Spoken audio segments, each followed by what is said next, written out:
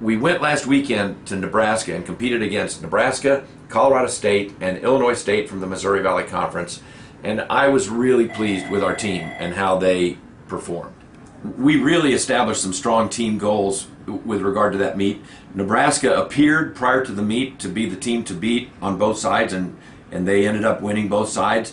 But we knew that we would be in a significant battle with Colorado State, and the way that we had the meet doped out, we felt like that they would be likely to win on the women's side, and that we would be likely to beat them on the men's side for second place. I shouldn't say win, I should say that they would be likely to get second place in the meet behind Nebraska on the women, and we would get second on the men. Then we totaled up the total points for men and women combined, and it appeared in the pre-meet projection that Colorado State would score 275 points and we would score 270. So we made it a team goal to beat Colorado State, and our athletes performed beautifully. They competed event by event by event, tough, focused, terrific spirit, and a team atmosphere, a team mindset. And it worked beautifully. We beat Colorado State by a point on the women, and we beat them pretty soundly on the men. It was Nebraska 195, Wichita State 123, and Colorado State 96 on the men. And on the women, it was Nebraska 164, Wichita State 132, and 1 point behind us, Colorado State 131. So I was really proud of our team.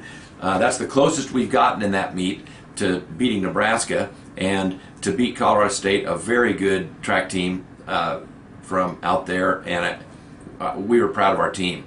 Some highlights: Garrett Lynch moved up to number 5 all-time on Wichita State with a 6'11" high jump, and Austin Chapeau also jumped well, a new personal record for him at 6'9½", and those two guys are up strong in the Missouri Valley Conference.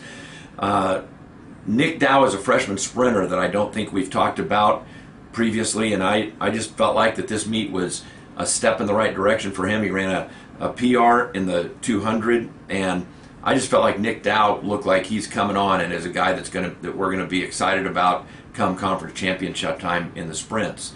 Connor Stein ran 154.99. That was a 2 full second PR in the 800, and indoors approached what he had run as a high school athlete. I think Connor's really headed in the right direction.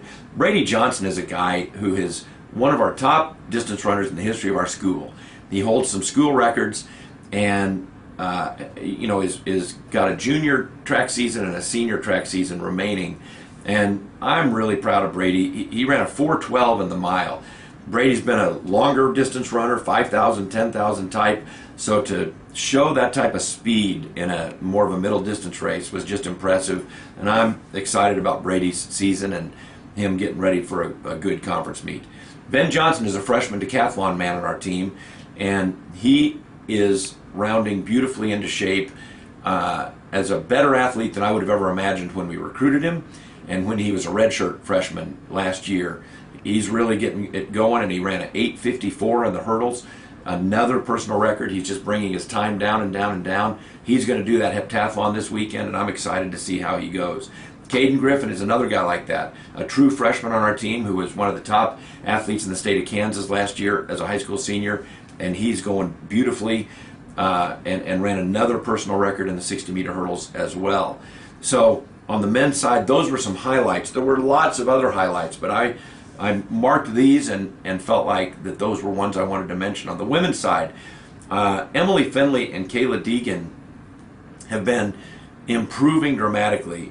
Emily ran 4:57 in the mile, and Kayla ran 4:58 in the mile, and those are nice times.